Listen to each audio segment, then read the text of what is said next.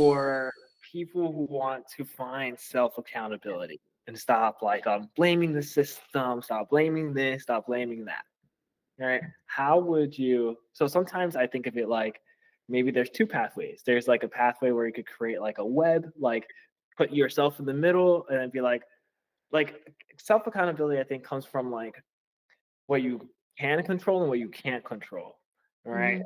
And recognizing those things. So like making a web and being like, oh, I can't control this, but I can't control that. But like, does this uncontrollable impact this? And does this controllable maybe impact the uncontrollable?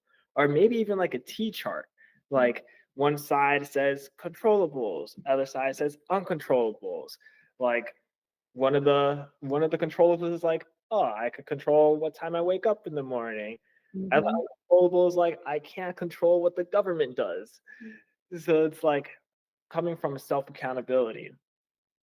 What would be those first steps of finding the controllables and recognizing that you can't control the uncontrollables?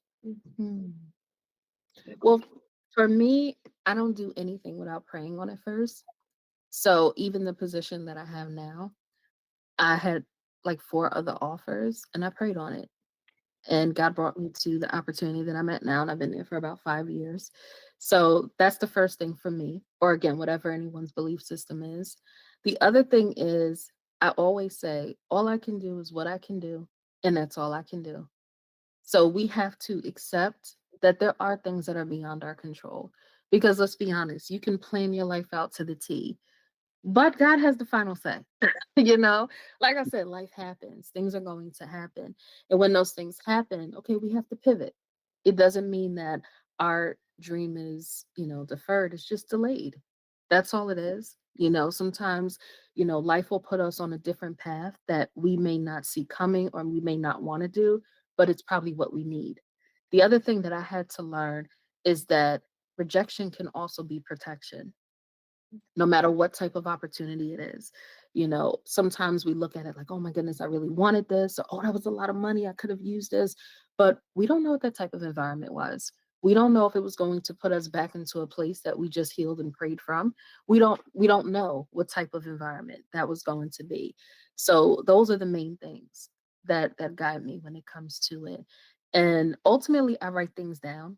I always tell people, if I don't write it down, it doesn't exist. So anything that I want to do, I write it out, because a lot of times things sound good in my head.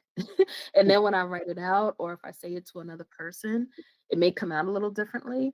So those are some of the things that I I love your answers, Tia. Like you're do. on point, and